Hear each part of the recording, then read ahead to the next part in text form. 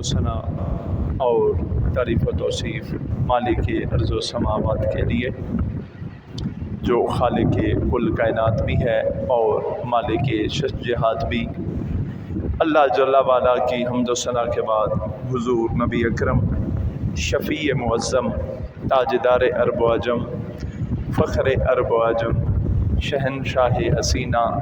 ماہ خوباں جلوہ صبح ازل نور ذات لم یزل فخر آدم و بنی آدم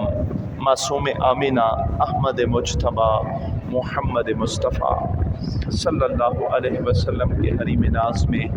اپنی محبتوں اور عقیدتوں کا خراج پیش کرنے کے بعد واجب الاحترام سامعین ذی وقار مل کر کروڑہ شکر ادا کریں گے اس رب کائنات کا کہ جس نے آپ کو اور مجھے ایک مرتبہ پھر اپنے گھر آنے کی سعادت نصیب فرمائی۔ کروڑہ شکر اس رب کائنات کا جس نے آپ کو اور مجھے انسان تخلیق فرمایا اور انسان تخلیق کرنے کے بعد ہم سب کو ماؤں کی گود میں اذان کی آواز سننا نصیب فرمائی۔ کروڑہ شکر اس رب کائنات کا کہ جس نے آپ کو اور مجھے رسول عربی صلی اللہ علیہ وسلم کا امتی بننا نصیب فرمایا۔ کروڑہ شکر اس رب کائنات کا کہ جس نے ہمارے دلوں میں رسول پاک کی آل اطہار کی محبت جاگزیں فرمائی۔ کروڑہ شکر اس رب کائنات کا کہ جس نے آپ کو اور مجھے اس قدر بابرکت اور رحمتوں والا مہینہ عطا فرمایا۔ دوستان محترم، آج کے خطبہ جمعہ میں حضرت سید المرسلین رسول عربی صلی اللہ علیہ وسلم کی آل اطہار کا تذکرہ آپ کی خدمت میں پیش کرنا ہے، اور حضور کی آل میں سے وہ ہستی جو حضور کو سب سے زیادہ محبوب تھی، حضور کی صاحبزادی سیدہ خاتون جنت پاک حضرت سیدہ فاطمہ سلام اللہ علیہا،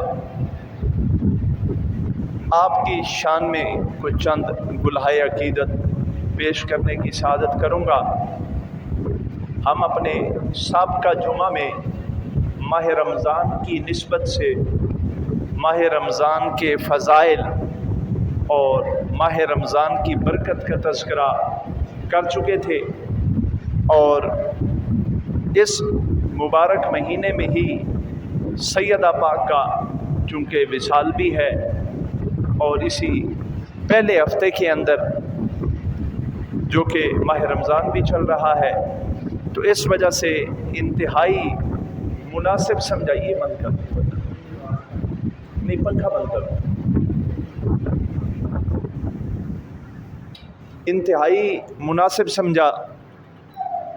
کہ کیوں نہ ماہ رمضان کے اس مبارک مہینے کا آغاز ہم سیدہ خاتون جنت پاک کے تذکرہ سے کریں۔ دوستان محترم، رسول اللہ صلی اللہ علیہ وآلہ وسلم کی شان اہل بیت کو بیان کرتے ہوئے قرآن کے اندر کئی مقامات ہیں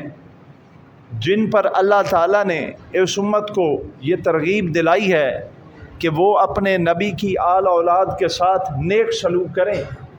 اور ان کی محبت کو اپنے دلوں میں ایک گلدستے کی مانند سجا کے رکھیں۔ اللہ تعالیٰ نے رسول عربی صلی اللہ علیہ وسلم کو حکم دیا کلام پاک کے اندر کہ آپ امت سے مخاطب ہو کر یہ فرمائیں، قل لا اسألکم علیہ اجرن، کہ آپ فرما دیں میں اس عظیم کام پر تم سے کوئی اجر طلب نہیں کرتا، یعنی جو میں نے تمہارے ساتھ نیکیاں کی ہیں، جو میں نے مسلمانوں کے ساتھ اور انسانوں کے ساتھ بھلائی کی کہ ظلمت کے اندھیروں سے انہیں نکال کر علم اور نور کی روشنی میں لے آیا۔ تو اب میں محمد تم سے کسی بھی مہربانی پر کوئی اجر طلب نہیں کرتا۔ تم بھٹکے ہوئے تھے، میں نے اللہ کے حکم سے تمہیں راہ راست دکھائی، اور اللہ کے نام کو سر بلند کرنے کے لیے اور تمہیں غلامی اور تاریکی کی زندگی سے نکالنے کے لیے جتنی محنت میں نے کی ہے، اس ساری محنت پر میں تم سے کوئی اجر نہیں مانگتا، کوئی بدلہ نہیں مانگتا، کوئی چیز میں تم سے طلب نہیں کرتا۔ یہ اللہ فرما رہے ہیں اپنے محبوب کو کہ آپ اپنی امت سے یہ کہیں کہ جو میں نے تمہارے ساتھ خیر کی، جو تمہارے ساتھ بھلائی کی، جو میں نے ساری زندگی تمہاری خاطر غم سہے، مشکلات دیکھی، پریشانیوں میں سے گزرا، ان تمام مشکلات اور پریشانیوں میں سے گزرنے کے بعد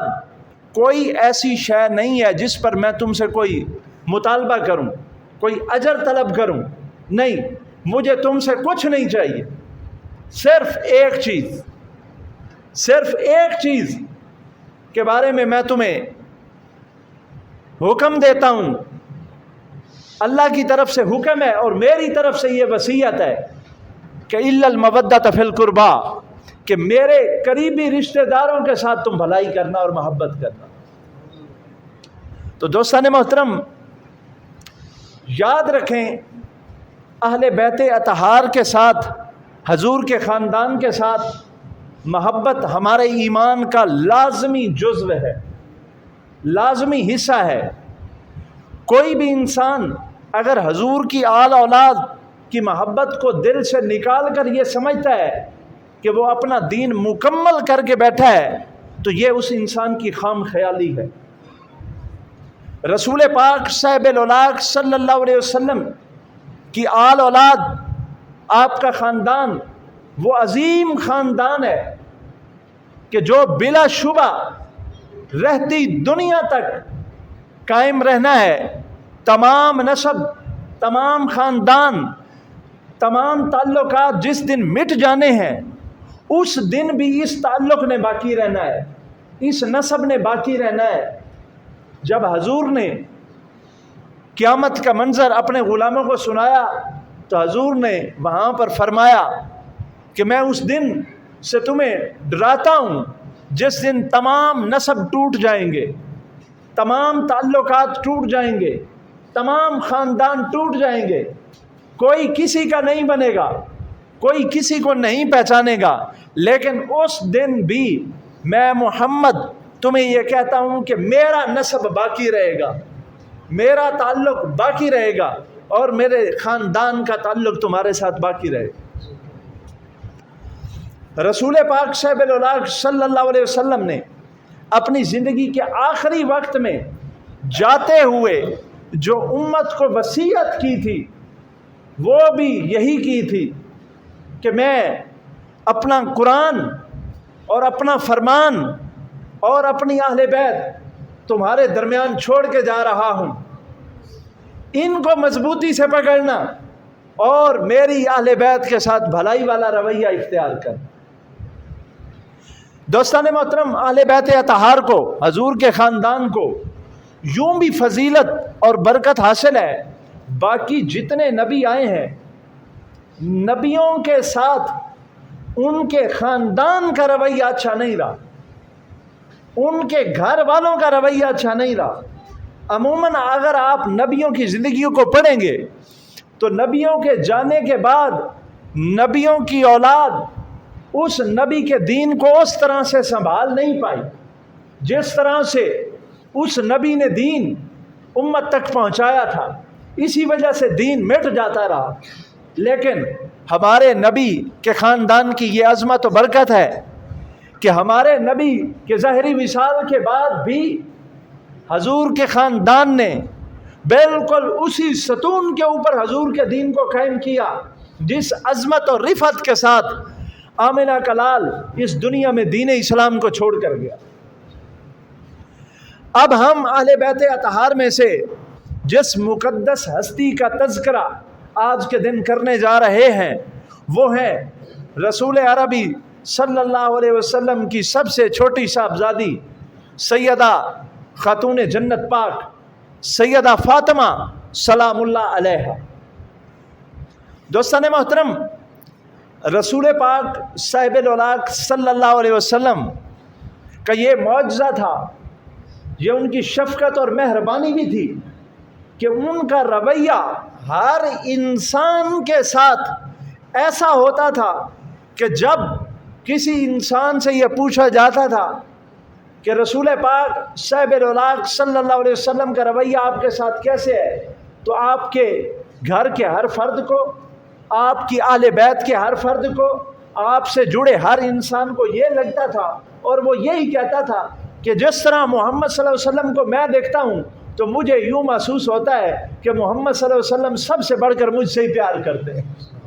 تو یہ حضور کا اخلاق تھا کہ ہر ایک کو ایسے ہی لگتا تھا کہ حضور سب سے زیادہ محبت مجھ سے کرتے ہیں۔ لیکن بلا شبہ اگر ہم احادیث کے دفاتر کو کھنگالیں اور دیکھیں تو یہ بات روز روشن کی طرح عیاں ہو جاتی ہے کہ اس ساری کائنات میں حضور کی محبت جس ہستی کی بارگاہ میں سب سے زیادہ جس ہستی کی حصے میں آئی، بلا شبہ وہ ہستی سیدہ خاتون جنت پاک۔ ایک تو یوں بھی کہ ابھی آپ بچپن میں ہی تھیں کہ آپ کی والدہ ماجدہ سیدہ خدیجۃ الکبریٰ سلام اللہ علیہ کا وصال ہو گیا، تو پھر رسول پاک صاحب الاولاق صلی اللہ علیہ وسلم کو اپنی اس سب سے چھوٹی صاحبزادی کے ساتھ باپ بن کر بھی رہنا تھا اور ماں والی شفقت بھی پوری کرنی۔ اس وجہ سے اگر آپ دیکھیں گے تو رسول پاک صاحب الاولاق صلی اللہ علیہ وسلم نے سیدہ خاتون جنت پاک کو نہ صرف خوبصورت تربیت سے گزارا بلکہ شفقت پدری کے ساتھ ساتھ جو ایک ماں کی ممتا کا پیار ہوتا ہے وہ بھی ایک باپ کے روپ میں مہیا فرمایا۔ دوستان محترم، سیدہ خاتون جنت پاک کے فضائل احادیث کے اندر کثیر ہیں اور تمام محدثین نے احادیث کی کتب کے اندر باقاعدہ طور پر علیحدہ سے ابواب بندی کر کے سیدہ خاتون جنت پاک کے فضائل و برکات کو بیان فرمایا ہے۔ میں تذکرہ یہاں سے چھیڑتا ہوں کہ حضرت سیدنا حذیفہ بن یمان عظیم صحابی رسول ہیں اور آپ فرماتے ہیں کہ میں لڑکا تھا اور میں اکثر رسول پاک صاحب الاولاق صلی اللہ علیہ وسلم کی خدمت میں جایا کرتا تھا۔ فرماتے ہیں لیکن کبھی ایسا ہوتا تھا کہ میں مسجد نبوی تک نہیں پہنچ سکتا تھا اور میں رہ جاتا تھا۔ چنانچہ حضرت حذیفہ فرماتے ہیں کہ مجھے ایک دن میری والدہ نے کہا کہ اے حذیفہ، تم رسول پاک کی خدمت میں کتنی دیر بعد جاتے ہو اور آخری مرتبہ تم کب گئے تھے؟ تو میں نے اپنی والدہ کو یہ کہا کہ اے اماں حضور، میں ویسے کوشش کرتا ہوں کہ وقتاً فوقتاً جاتا رہوں،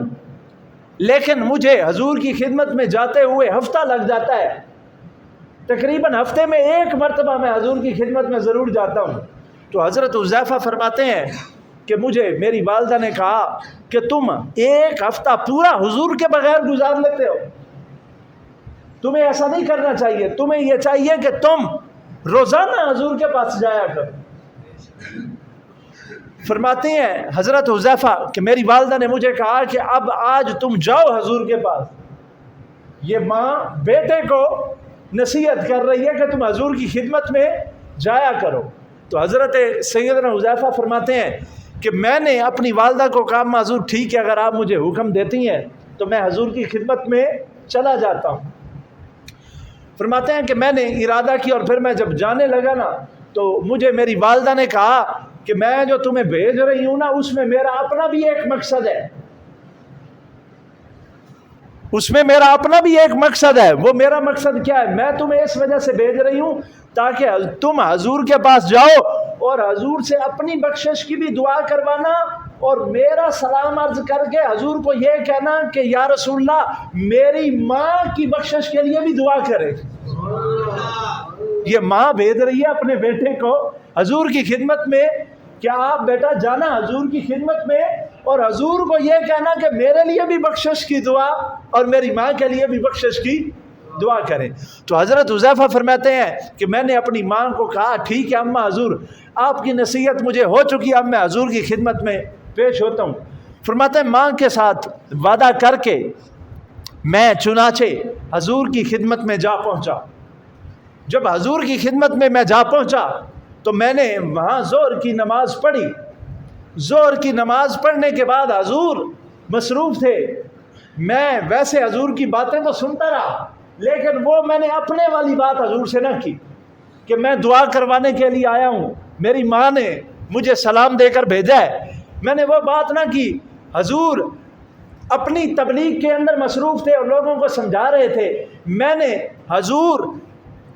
کے درمیان اور اصحاب رسول کے درمیان خلل ڈالنا مناسب نہ سمجھا، تو میں نے نماز تو پڑھ لی لیکن میں نے حضور سے کوئی بات نہ کی۔ پھر میں نے اسی طرح سے حضور کے پیچھے عصر کی نماز بھی ادھر ہی پڑھی لیکن میں نے حضور سے کوئی بات نہ کی، کوئی دعا وغیرہ کا تذکرہ نہ کیا، یہاں تک کہ مغرب بھی ہو گئی اور عشاء بھی ہو گئی اور حضور مختلف کاموں میں مصروف رہے۔ یہ صرف اور صرف ادب رسول تھا کہ ایک ماحول دیکھا ہے کہ حضور اپنے کاموں میں مصروف ہے اور میں اپنے لیے دعائیں کروانے لگ جاؤں، نہیں، حضور جو کام کر رہے ہیں وہ حضور کو کرنے دیں۔ فرماتے ہیں یہاں تک کہ عشاء ہو گئی۔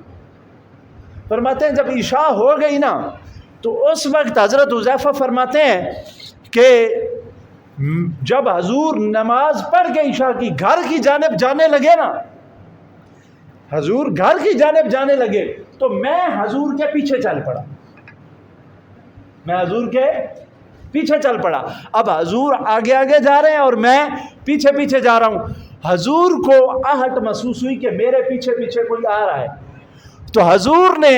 مجھے ایک دم سے پیچھے دیکھا تو حضور نے مجھے پہچان لیا اور ایک دم سے مجھے دیکھ کر کہا اے حذیفہ اللہ تجھے بخشے اور تیری ماں کو بخشے، تو ادھر کیوں آ رہا ہے؟ حضرت حذیفہ فرماتے ہیں میں ہکا بکا رہ گیا، میں نے حضور کو کہا یا رسول اللہ جس وجہ سے میں آ رہا ہوں وہ کام تو آپ نے کر دیا۔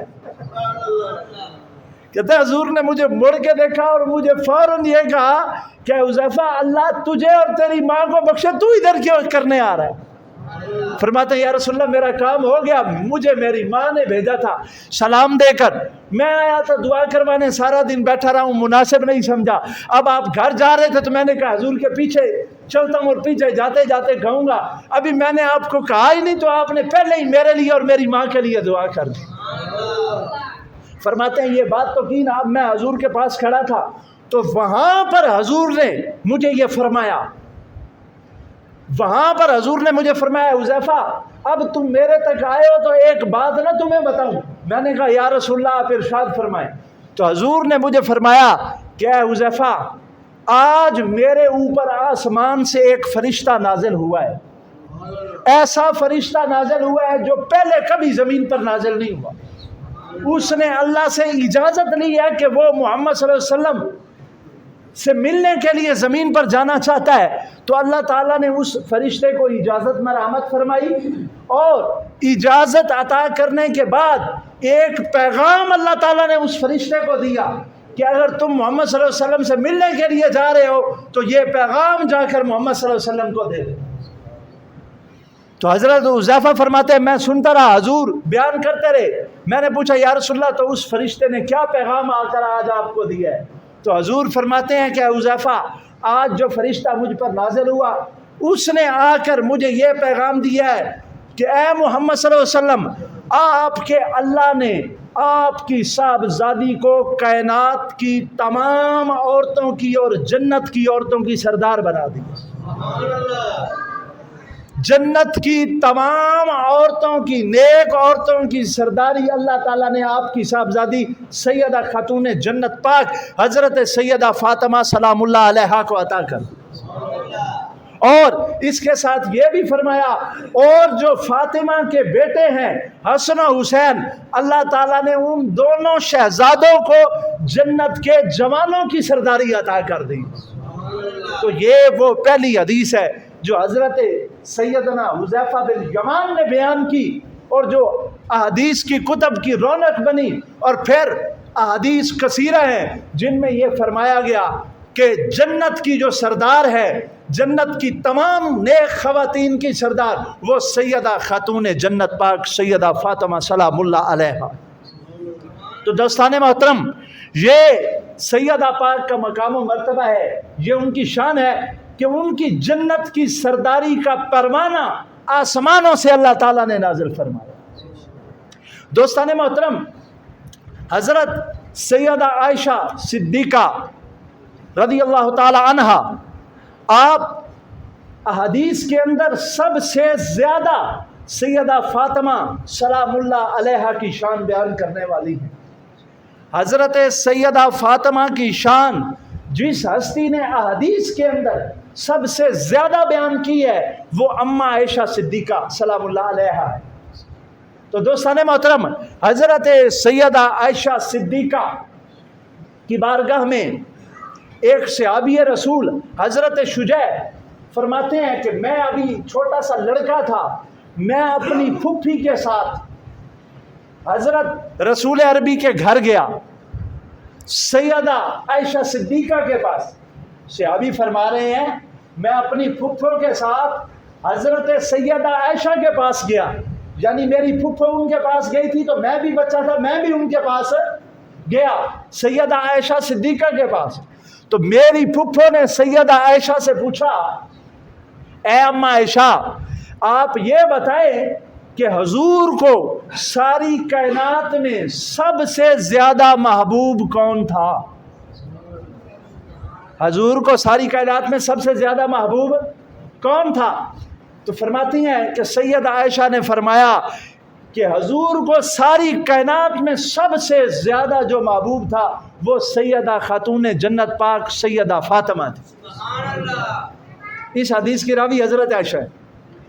وہ صحابی بیان کر رہے ہیں، کوٹ کر رہے ہیں، اور آگے اس بات کی جو تصدیق کرنے والی ہیں وہ سیدہ عائشہ ہیں۔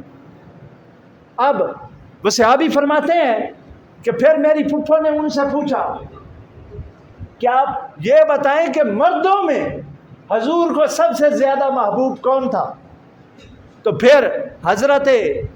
سیدہ عائشہ صدیقہ نے فرمایا کہ مردوں میں جو حضور کو سب سے زیادہ محبوب تھا وہ سیدہ فاطمہ کے خاوند سیدنا علی المرتضی شیر خدا تھے۔ تو یہ حدیث یوں حضرت سیدہ خاتون جنت پاک کے فضائل کے اندر جو ہے وہ نقل فرمائی۔ دوستان محترم، حضرت سیدہ عائشہ صدیقہ رضی اللہ تعالی عنہا آپ فرماتی ہیں میں جہاں تک دیکھتی ہوں رسول پاک صاحب الاولاق صلی اللہ علیہ وسلم کے ساتھ چلنے پھرنے، اٹھنے بیٹھنے، شکل و شباہت، ان تمام چیزوں کے اندر سب سے زیادہ مشابہت جس ہستی کی رسول پاک کے ساتھ تھی وہ سیدہ فاطمہ سلام اللہ علیہا ہے۔ سیدہ فاطمہ کی مشابہت حضور کے ساتھ سب سے زیادہ تھی، اور سیدہ عائشہ فرماتی ہیں ان کا اٹھنا رسول پاک جیسا تھا، ان کا بیٹھنا حضور پاک جیسا تھا، ان کی شکل و شباہت سب سے زیادہ رسول پاک سے ملتی جلتی تھی۔ تو دوستان محترم، یہ سیدہ خاتون جنت پاک کے فضائل ہیں جو سیدہ عائشہ صدیقہ سلام اللہ علیہا نے بیان فرمائے ہیں۔ اور سیدہ کی شان بیان کرتے ہوئے حضرت سیدہ عائشہ صدیقہ فرماتی ہیں کہ رسول پاک صاحب الاولاق صلی اللہ علیہ وسلم کی یہ عادت مبارکہ تھی۔ حضرت عائشہ فرماتی ہیں کہ میں دیکھا کرتی تھی کہ جب کبھی رسول پاک صاحب الاولاق صلی اللہ علیہ وسلم کے گھر میں، رسول پاک کے گھر میں جب سیدہ فاطمہ تشریف لایا کرتی تھی، یعنی ان کی شادی ہو گئی تھی، وہ حضرت علی کے گھر میں تھی اور ادھر سے اپنے والد کے گھر رسول عربی کے گھر تشریف لایا کرتی تھی،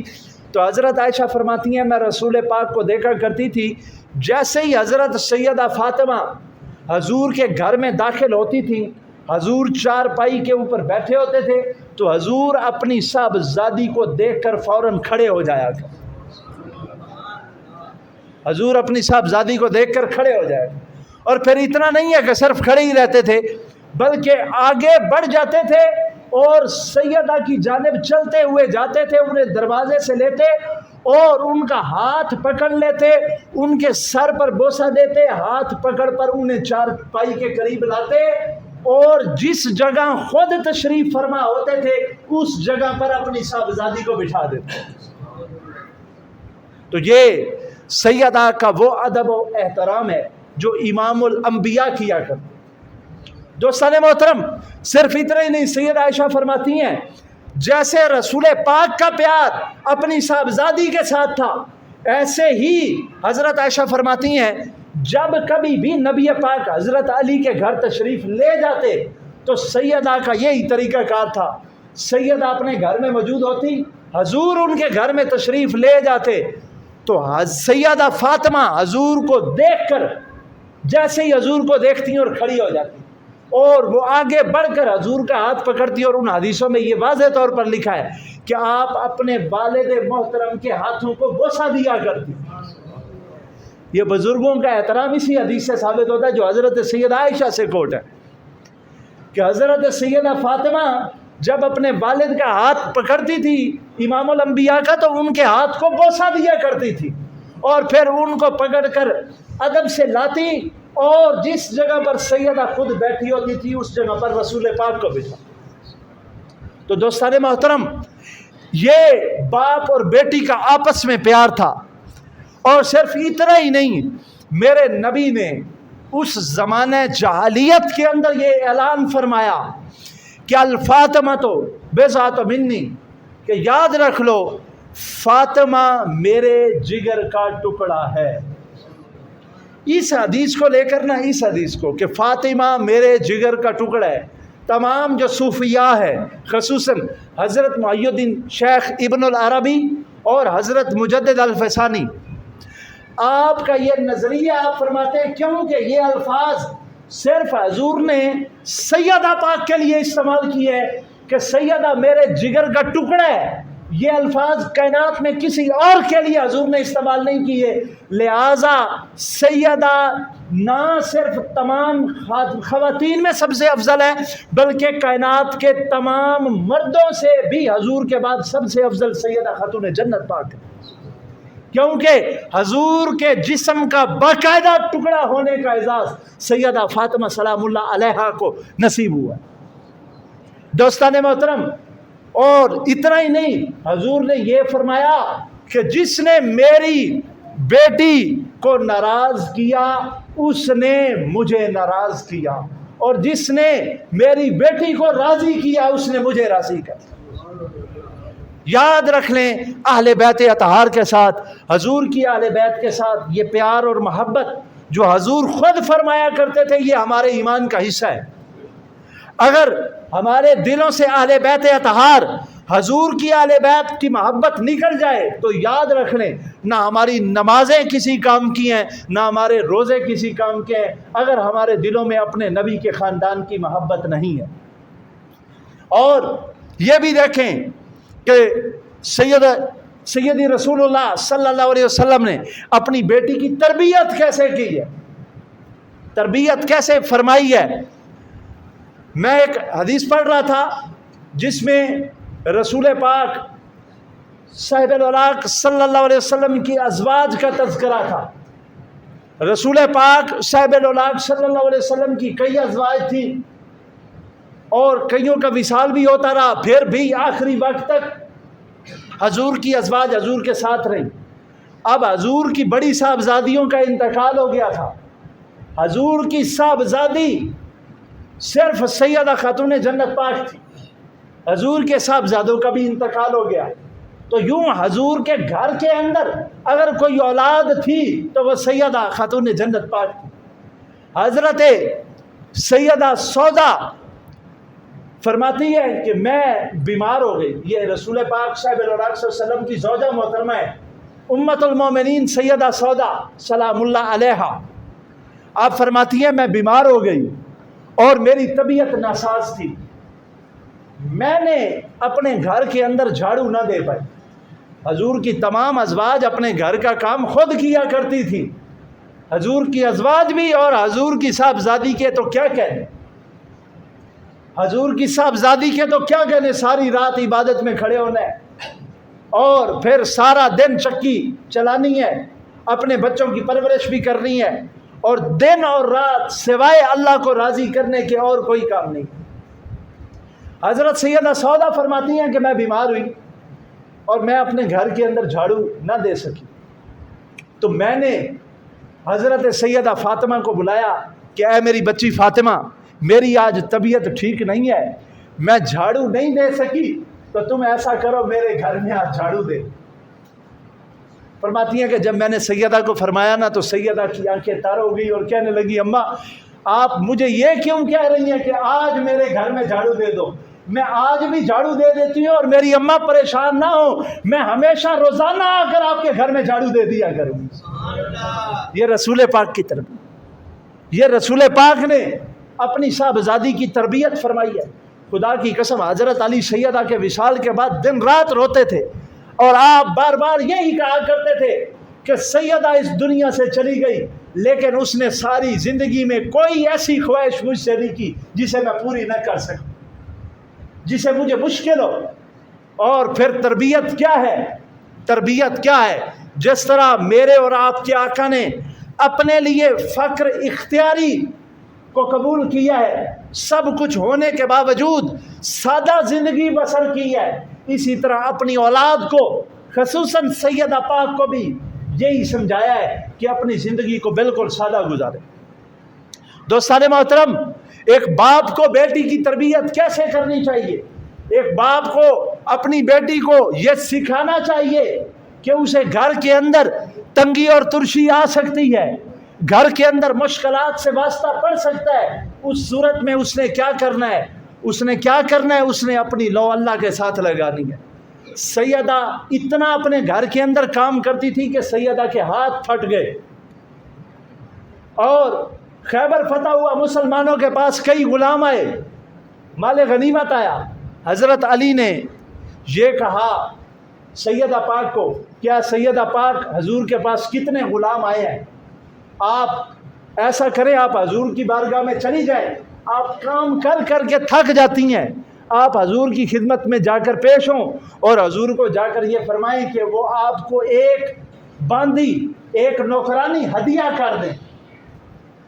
تو سیدہ کو جب حضرت علی نے یہ فرمایا تو سیدہ گئیں، اور جب حضور کو جا کر یہ فرمایا تو حضور نے فرمایا اے میری بیٹی، میں ایک باندی تمہیں دے دیتا، لیکن میں اپنے خاندان کے بارے میں کیسے سوچ سکتا ہوں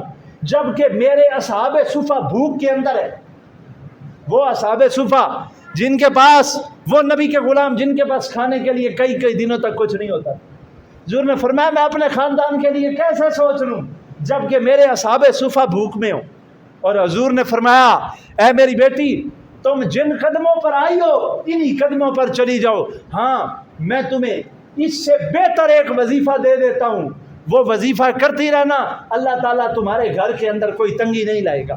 وہاں پر امام بخاری نے جو حدیث کوٹ کی کہ حضور نے یہ فرمایا کہ تم سونے سے پہلے، کچھ میں ہے کہ ہر نماز کے بعد، لیکن زیادہ جو پختہ روایت ہے اس میں یہ ہے کہ سونے سے پہلے تم ایک مرتبہ آیت الکرسی پڑھنا، آیت الکرسی کا تذکرہ، اور پھر 33 مرتبہ سبحان اللہ، 33 مرتبہ الحمدللہ، اور 34 مرتبہ اللہ اکبر پڑھنا، جسے ہم تسبیح فاطمہ کہتے ہیں۔ حضور نے یہ تسبیح اپنی صاحبزادی کو عنایت فرمائی اور فرمایا میری بیٹی تم اس وظیفے کو کر لیا کرنا، تمہیں کسی باندی اور غلام کی ضرورت نہیں ہے، اللہ تمہارے گھر کے اندر کوئی تنگی نہیں آنے۔ دوستان محترم، یہ ہمارے نبی کی صاحبزادی ہے، کتنا عظیم کردار ہے، کتنا عظیم مقام و مرتبہ ہے، اور پھر اپنے والد کے ساتھ کس قدر محبت تھی۔ حضور کا جب آخری وصال آیا، آخری وقت، حضور نے سیدہ پاک کو بلایا اپنے گھر، اور سید عائشہ فرماتی ہیں حضور نے سیدہ فاطمہ کو بلایا اور ان کے کان میں کوئی بات کہی، جب کان کے اندر کوئی بات کی تو سیدہ فاطمہ رونے لگی، پھر رسول پاک صاحب صلی اللہ علیہ وسلم نے دوبارہ انہیں اپنے قریب کیا اور ان کے کان میں کوئی اور بات کی تو پھر سیدہ مسکرانے لگ گئیں۔ سیدہ عائشہ فرماتی ہیں میں نے بعد میں سیدہ سے پوچھا کہ اے سیدہ خاتون جنت پاک، آپ حضور کے پاس آئی ہیں اور حضور نے آپ کے کان میں کچھ کہا تو آپ رونے لگ گئی، پھر دوسری مرتبہ جب حضور نے فرمایا تو آپ مسکرانے لگ گئیں، تو اس کے درمیان واقعہ کیا ہے؟ تو سیدہ عائشہ فرماتی ہیں مجھے سیدہ خاتون جنت پاک نے فرمایا مجھے جب حضور نے بلایا تو پہلی مرتبہ حضور نے مجھے یہ فرمایا کہ اے میری بیٹی، میرا آخری وقت آ چکا ہے اور اب میں اس دنیا سے جانے والا، اب میں یہاں اس دنیا میں زیادہ زندہ نہیں ہوں۔ جب حضور نے مجھے یہ بتایا تو میرا دل بھر آیا اور میں رونے لگا کہ میرے سر سے باپ کا سایہ جانے لگا۔ جب حضور نے مجھے روتے ہوئے دیکھا تو پھر حضور نے میرے کان میں دوسری بات کی، دوسری بات یہ کی کہ اے میری بیٹی، میں دنیا سے جانے تو لگا ہوں، میں ساری کائنات سے بچھڑنے لگا ہوں، لیکن میرے خاندان میں سے وہ پہلا فرد جو جنت میں آ کر مجھ سے ملے گا، یعنی میرے بعد سب سے پہلے آئے گا، وہ اور کوئی نہیں ہے سیدہ پاک، وہ آپ ہی ہوں۔ تو جب حضور نے مجھے یہ فرمایا تو پھر مجھے خوشی کہ میں جلد اپنے والد کی خدمت میں پہنچ جاؤں گی۔ اسی وجہ سے حضور کے وصال کا جتنا دکھ سیدہ خاتون جنت پاک کو تھا، کائنات میں اتنا دکھ بھلا بیٹی سے زیادہ دکھ اور کسی کو کیا ہو سکتا۔ آپ 6 ماہ وہ غم نہیں برداشت کر پائیں، اور 6 ماہ بعد حضور کے 6 ماہ بعد وصال کے سیدہ پاک کا بھی وصال ہو گیا۔ اور آپ دیکھیں حضرت انس فرماتے ہیں کہ سیدہ پاک صاحب الاولاق صلی اللہ علیہ وسلم کی کیا حالت تھی۔ حضرت انس فرماتے ہیں جب ہم نے حضور کا وصال ہوا اور حضور کے وصال کے بعد جب ہم حضور کو دفنا کر آ گئے نا، حضور کو قبر مبارک کے اندر ہم نے دفنا دیا، تو دفنانے کے بعد حضرت انس فرماتے ہیں کہ میں تعزیت کرنے کے لیے سیدہ فاطمہ کے پاس آیا۔ جب میں سیدہ کے پاس پہنچا نا تو سیدہ مجھ سے پوچھنے لگی کہ اے انس، آپ نے میرے والد محترم کو دفنا دیا؟ فرماتے ہیں میں نے کہا جی ہم نے دفنا دیا۔ فرماتے ہیں سیدہ بار بار رو کے مجھے ایک ہی بات کر رہے، اے انس تمہارے پاس ایسے ہاتھ کہاں سے آ گئے تھے کہ تم نے میرے بابا کو قبر میں دفنا کر کن ہاتھوں سے تم نے میرے بابا پر مٹی ڈالی؟ میں تصور نہیں کر سکتی کہ ایسے ہاتھ، حضرت انس فرماتے ہیں بار بار رو کے گئے کہ میں سوچ نہیں سکتی کہ تمہارے پاس ایسے ہاتھ کہاں سے آ گئے کہ تم نے میرے بابا کو مٹی میں دفنا دیا اور مٹی کیسے ڈال دی، کتنا تمہارا دل تھا کہ تم یہ کام کر گئے۔ تو سیدہ کو اتنا دکھ تھا، اور سیدہ حضور کے وصال کے بعد یہ فرمایا کرتی تھی کہ حضور کے وصال کے بعد جتنا غم میرے اوپر ٹوٹا ہے، اگر اتنی بڑی مشکل اگر دنوں کے اوپر آتی تو دن بھی اس غم کی وجہ سے سیاہ ہو جاتے جتنا غم میں نے برداشت کیا۔ تو دوستان محترم، حضور کا بچھڑنا، حضور کا جانا اس کائنات سے یقیناً ساری امت کے لیے بڑا درد۔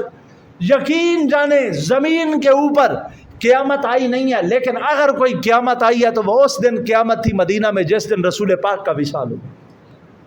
حضور کے اصحاب سے بھی غم نہیں برداشت ہوا، حضور کے خاندان سے بھی غم برداشت نہیں ہوا۔ ایسے حضور کے صحابی جنہیں باغ میں کام کر رہے تھے، ایک صحابی فرماتا ہے میں نے حضور کے غلام کو باغ میں جا کر بتایا کہ حضور کا وصال ہو گیا، وہ وہیں بیٹھے بیٹھے اللہ کو پیارے، اتنی بات ہی نہ سن سکے۔ اسی طرح ایک صحابی کو جب پتہ چلا کہ حضور کا وصال ہوا ہے، وہ روئے تو اللہ کی جانب ہاتھ کر کے بلند کیا، پروردگار میرا محبوب آقا اس دنیا سے چلا گیا، میری آنکھیں لے لے، اب اس کائنات میں محمد صلی اللہ علیہ وسلم کے جانے کے بعد میں کسی چیز کو نہیں دیکھنا چاہتا۔ بیٹھے بیٹھے آنکھیں چلی، تو اتنا غم تھا۔ لیکن سب سے زیادہ غم حضور کے جانے کا اگر کسی کو تھا تو وہ حضور کی صاحبزادی سیدہ خاتون جنت۔ دوستان محترم، حضرت سیدنا علی المرتضیٰ شیر خدا فرماتے ہیں، مستدرک للحاکم کے اندر اس حدیث کو کوٹ کیا گیا، فرماتے ہیں کہ حضور کی صاحبزادی کا یہ مقام و مرتبہ ہے، حضور کی بیٹی کا یہ مقام و مرتبہ ہے کہ اللہ تعالیٰ نے ان کے پردے اور ان کے حیا کی یہ پاسداری رکھی ہے کہ اللہ نے یہ فیصلہ فرمایا ہے کہ جب قیامت کا دن ہوگا اور جنتیوں کا فیصلہ ہوگا، جنتی جنت کی طرف جانے لگیں گے، تو اس وقت ایک منادی اہل جنت کے اندر اعلان کروائے گا کہ تمام جنتی پردہ کرنے، نبی کی بیٹی یہاں سے گزرنے لگی ہے۔ جنت میں تمام جنتیوں کو پردہ کروایا جائے گا، اور پھر 70,000 حوروں کے پردے کے اندر سیدہ خاتون جنت پاک جنت کے اندر تشریف لے گا۔ تو یہ سیدہ فاطمہ سلام اللہ علیہا کا مقام و مرتبہ ہے۔ دوستان محترم، یاد رکھیں، آل فاطمہ کے ساتھ پیار ہمارے ایمان کا حصہ ہے۔ ہمارا یہ ایمان ہونا چاہیے کہ ہمارے دلوں میں اگر حضور کی آل کی محبت ہوئی تو بروز قیامت ہم اللہ کو منہ دکھانے کے قابل ہوں گے۔ اگر حضور کے خاندان کے ساتھ ہمارے دل میں وہ محبت نہ ہوئی جو حضور ہمارے دلوں میں پیدا کرنا چاہتے تھے تو پھر ہمارا ایمان کمزور ہے۔ دوستان محترم، حضرت امام حسن کے پوتے حضرت عبداللہ بن حسن بن علی المرتضیٰ حضرت عمر بن عبدالعزیز کے پاس گئے۔ حضرت حسن کے پوتے حضرت عبداللہ حضرت عمر بن عبدالعزیز کے پاس گئے نا، تو وہاں پر کئی لوگ بیٹھے ہوئے تھے۔ تو جیسے ہی حضرت عبداللہ گئے، وہ نوجوان تھے، جب گئے نا تو حضرت عمر بن عبدالعزیز کھڑے ہو گئے، اور باقی جو بزرگ اور بڑے سارے بیٹھے تھے انہیں نیچے بٹھایا، اور خود جس جگہ پر بیٹھے تھے نا وہاں حضرت عبداللہ کو بٹھایا، حضرت امام حسن کے پوتے کو حضرت عمر بن عبدالعزیز نے جب بٹھایا۔ بٹھانے کے بعد کچھ دیر بات چیت کی۔ جب بات چیت کی اور ملنے لگے نا، تو ملتے ہوئے وہ نوجوان تھے، تو حضرت عمر بن عبدالعزیز نے یوں گلے سے لگایا اور اچھی طرح سے دبایا، پیار سے حضرت عبداللہ بن حسن کو دبایا اور دبا کے ساتھ یاد رکھیں کہ مجھے اس دن یاد رکھنا، مجھے اس دن یاد رکھنا، مجھے اس دن یاد رکھنا، یہ بات دہراتے رہے حضرت عمر بن عبدالعزیز۔ جب حضرت عبداللہ بن حسن چلے گئے نا، تو آپ کے ارد گرد جو آپ کے مشیر بیٹھے تھے انہوں نے کہا عمر بن عبدالعزیز، یہ تو بڑی عجیب بات ہوئی ہے کہ بڑے بڑے بزرگ بیٹھے ہوئے تھے، آپ نے کسی کو اونچی جگہ پر نہیں بٹھایا، یہ نوجوان عبداللہ بن حسن آئے ہیں تو آپ نے انہیں اونچی جگہ پر بھی بٹھایا ہے، یہ کیوں کیا ہے؟ آپ نے فرمایا تمہیں پتہ نہیں ہے کہ وہ آل فاطمہ سے تعلق رکھتے ہیں، وہ سیدہ خاتون جنت پاک کی نسل میں سے ہیں، ان کا یہ مقام و مرتبہ ہے کہ کائنات میں سب سے بڑا درجہ ان کے پاس ہے۔ اس وجہ سے میں نے خود بھی نیچے بیٹھا، سب کو نیچے بٹھایا اور حضور کی آل کو اوپر بٹھا، حضور کی آل کو اوپر بٹھا۔ اور پھر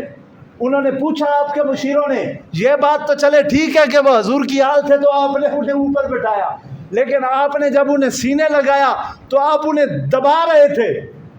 وہ مسکرا رہے تھے اور آپ انہیں دبائے جا رہے تھے اور دبا کر کہہ رہے تھے کہ اس دن مجھے بھی یاد رکھنا، اس دن مجھے بھی یاد رکھنا۔ یہ آپ کیا کہہ رہے تھے؟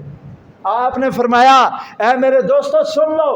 بروز قیامت سیدہ خاتون جنت پاک کی اولاد ہمارے لیے شفاعت کا ذریعہ بنے گی، سیدہ فاطمہ کی اولاد نے ہماری شفاعت کرنی ہے۔ میں انہیں اس دن کا کہہ رہا تھا کہ اے حسن کے پوتے، امام حسن کے پوتے، اس دن بروز قیامت مجھے یاد رکھنا، میں اپنا سینہ تمہارے ساتھ لگا کر یہ کہہ رہا ہوں کہ بروز قیامت تم میری شفاعت کر۔ تو دوستان محترم، یہ اہل بیت اطہار، حضور کی اہل بیت کا مقام و مرتبہ ہے۔ ہم نے ماہ رمضان کہ ان مبارک گھڑیوں میں اس پہلے جمعے کو حضور کی اہل بیت کا تذکرہ چھیڑا ہے، کیونکہ سیدہ خاتون جنت پاک کا عرس بھی تھا اسی مہینے کے اندر، پہلے ہفتے کے اندر، تو میں نے انتہائی مناسب سمجھا کہ ہمارے پہلے ماہ رمضان کے اس پہلے جمعے کے اندر ہمارے اس مسجد کے اندر جس پاک ہستی کا تذکرہ چھڑے وہ کوئی اور نہیں، وہ رسول اللہ کی صاحبزادی سیدہ خاتون جنت پاک ہوں۔ میں نے گزارشات پیش کی ہیں، اللہ سے یہ دعا کروں گا اللہ میری گزارشات کو اپنی پاک بارگاہ کے اندر قبول فرمائے، اور میرا سیدہ کا تذکرہ کرنا اور آپ کا سیدہ خاتون جنت پاک کا تذکرہ سننا اللہ اسے اپنی پاک بارگاہ کے اندر قبول فرمائے، اور بروز قیامت آپ کو اور مجھے اسی صف کے اندر کھڑا کرے جہاں آگے آگے حضور کی اہل بیت کھڑی ہو اور پیچھے پیچھے ہم کھڑے ہوں۔ دوستان محترم، میں دعا کروں گا اللہ تعالی ہماری امت کی بیٹیوں کو سیدہ خاتون جنت پاک کا پاک کردار اپنانے کی توفیق عطا فرمائے۔ اللہ تعالی اس امت کے